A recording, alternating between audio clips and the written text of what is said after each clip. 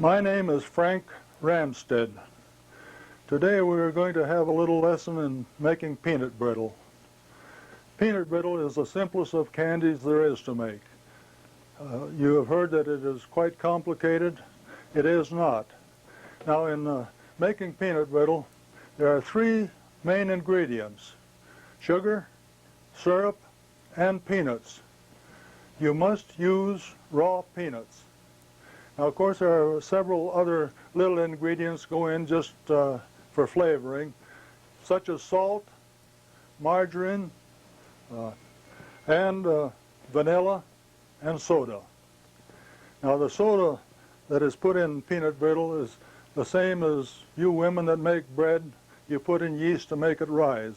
The soda makes little carbon dioxide bubbles that makes the peanut brittle so that you can bite into it and it doesn't taste like a pane of glass. So we're going to start out here. Let's go through the recipe. Those of you that want this recipe, it's very, very simple. 1 cup of white syrup, and you do not have to use the most expensive syrup there is. 1 cup of white granulated sugar. 2 cups of raw peanuts, about 1/8 of a teaspoonful of salt, a teaspoon of vanilla, and a rounded teaspoon of soda, and 1/4 cup of water. That's what goes into your peanut brittle. So now we'll start out. First of all, let's put in the syrup. And again, you do not have to use the most expensive syrup there is, but it has to be white corn syrup. Now we are going to make a double batch, so there'll be 2 of everything. 2 cups of white syrup, and I would suggest that you put the syrup in first in your pan. Now an old pressure cooker pan is very, very good for making peanut brittle. It's ideal, and that's what I'm using here. So as I say, we're making a double batch of peanut brittle, so we're using 2 cups of white syrup. Then 1 cup, or 2 cups, since we're doing a double batch, 2 cups of white granulated sugar.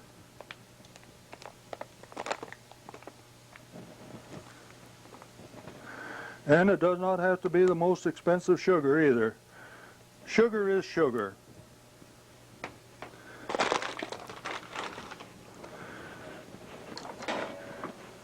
We'll stir these together, and we'll put in 1/4 cup of water. Now I want to show you this, what it looks like. Stir these together. The water, the sugar, and the syrup. Then add just a little pinch of salt. We'll just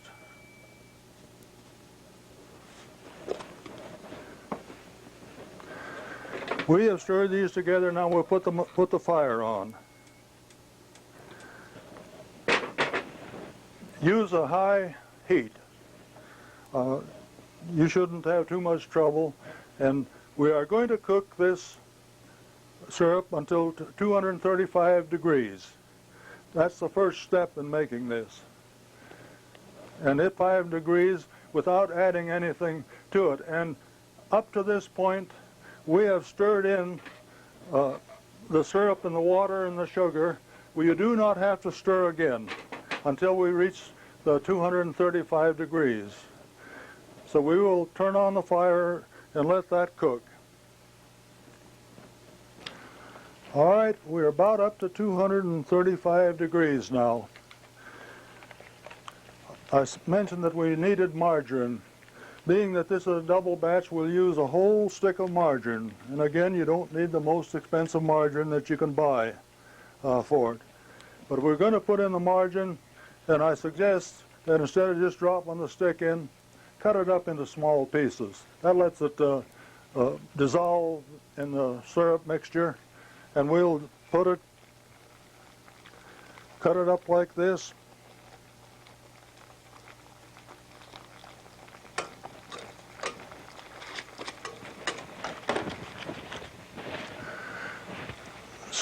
Stir it up good. Just stir it real good.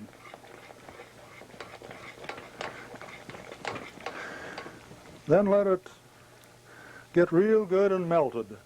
I'm not sure that's good English, but we'll let it get melted. And we're about to put the peanuts in.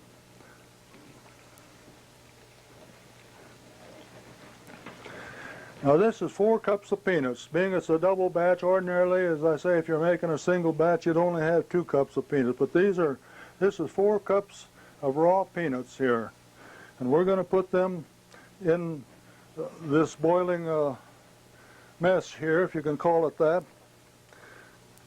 Now you have to stir in the peanuts.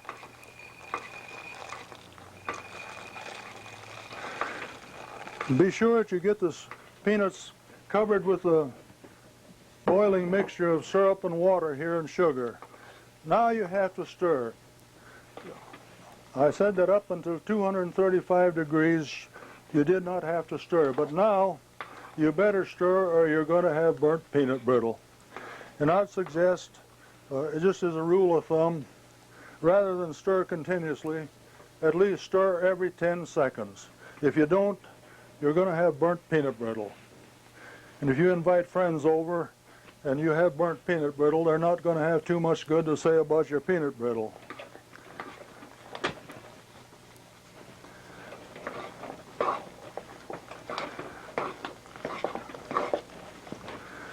Now I'm going to bring this up close to the camera to see if you can see what it looks like. You get a little bit of a gooey mixture here, and it stirs harder now. And some of you women may have to have your husband stir for you. It stirred harder because the peanuts and the margarine have cooled it down. But whatever you do, keep stirring. Now then, we're going to cook this until we reach 285 degrees. And again, keep stirring. It has to keep stirring or you're going to have burnt peanut brittle. So now we'll let it cook to 285 degrees. Now then, we're approaching 285 degrees in our cooking, and don't forget, keep stirring. Now then, we want to use some spray, what do we call it? Pan coating, or else the peanut brittle will stick to our cookie sheet. So we'll just spray this. I prefer this. You can use margarine or butter, that spread it over, but I prefer spraying it because it's so much easier. Then don't forget, keep stirring. If I don't say anything else that you remember, keep stirring. In the final stages, you've got to keep stirring. We're at about 280 degrees now, so we got to get rid of this thermometer and the thermometer holder, because it's hard to pour peanut brittle out with a thermometer sticking in the side of the pan.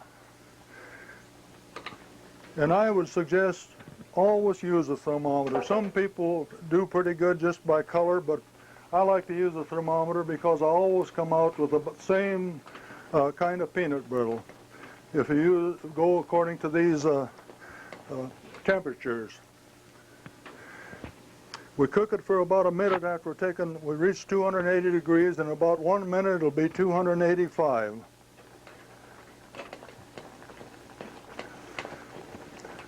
Now when I put in the remaining ingredients, which is the vanilla, and I would say use imitation vanilla if you like. There's no need going expensive because it gives a little flavor just like pure vanilla will.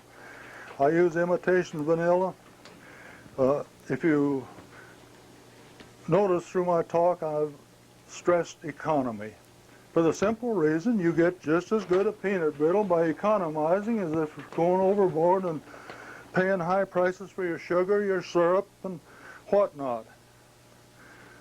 We've reached 285 degrees, so we put in just about a teaspoon of vanilla, but that isn't critical. Just pour in a little bit that you'd just guess would be a... Now have a mitt on your hand. I don't know what you call these, but this peanut brittle with the vanilla in it will sputter a little bit, and it might burn your hand. So have a mitt on.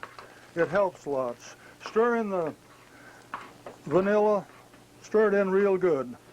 Now then, we need a rounded teaspoon of soda. The purpose of this soda is to make carbon dioxide bubbles that'll raise the peanut brittle, just like your mother used to when she made bread, had to put something in to make the bread rise. This makes little carbon dioxide bubbles that allows you to bite into peanut brittle without breaking your teeth. That's the only purpose of the soda, is to make the peanut brittle biteable, if I can use that term. Now I'd like to, if we can see what this looks like. Stir and stir and stir and stir some more. And be sure that your soda does not have any lumps in it. If your friends bite into a lump of soda, they're not going to think much of your peanut brittle, I'll tell you for sure. When it's all stirred in, now we're going to put it in the pan. And just kind of spread it around in the pan. Spread it out in the pan to all corners, in the middle.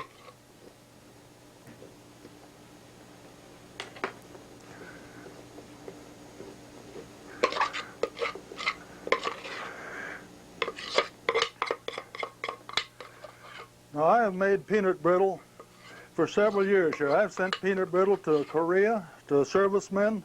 I've sent it to Norway. I've sent it to Africa, to the natives with a missionary. And I've sent it to all corners of the United States. Peanut brittle is simple to make, very, very simple. Now one thing I would suggest, think of cleanup when you're making it.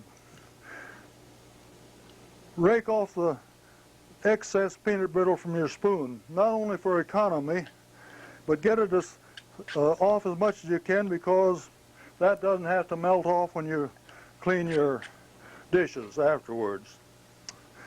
So now, isn't that a beautiful pan of peanut brittle? And every one of you can make that. Now, possibly you've wondered why we're using raw peanuts, and why can't you go down to the store and use roasted peanuts? Your roasted peanuts already have probably an hour and a half of cooking time on them. So if you put in roasted peanuts in here, they're just going to cook some more and be burnt. That is the only reason in the world that we use raw peanuts. So now this, again, let's look at this. Doesn't that look pretty? Now then, we'll have to let it cool, and that'll probably take about a half hour at room temperature to cool before you can break it up and put it in bags. Now, I want to suggest that you, when you break this up after it cools, put it in bags and seal it. Peanut brittle, chemically speaking, is hygroscopic. It'll gather moisture out of the air.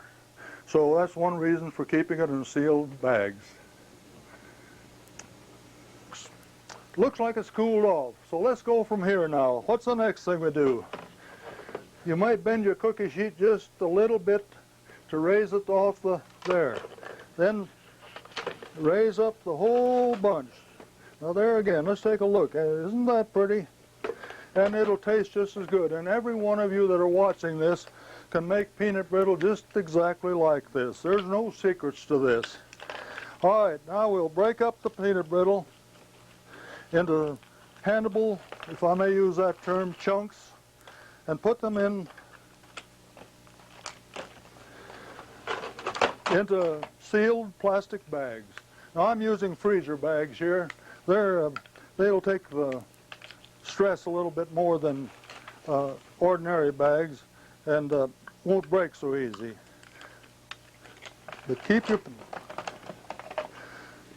just break them up into small chunks. If you feel like it, bite off a chunk and stick in your mouth. See how good it is.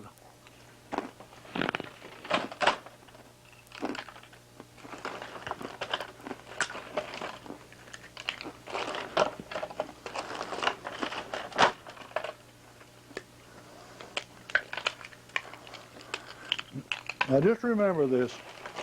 Any of you watching this can make the same kind of peanut brittle. There's no secrets to it, except as I said, when you're between 235 degrees and 285, and I've said this 10 times, keep stirring. That may be the secret of why peanut brittle is good or why it isn't good. Now when you fill a gallon freezer bag full of peanut brittle to where you can close it and seal it on top, you have approximately 3 pounds of peanut brittle.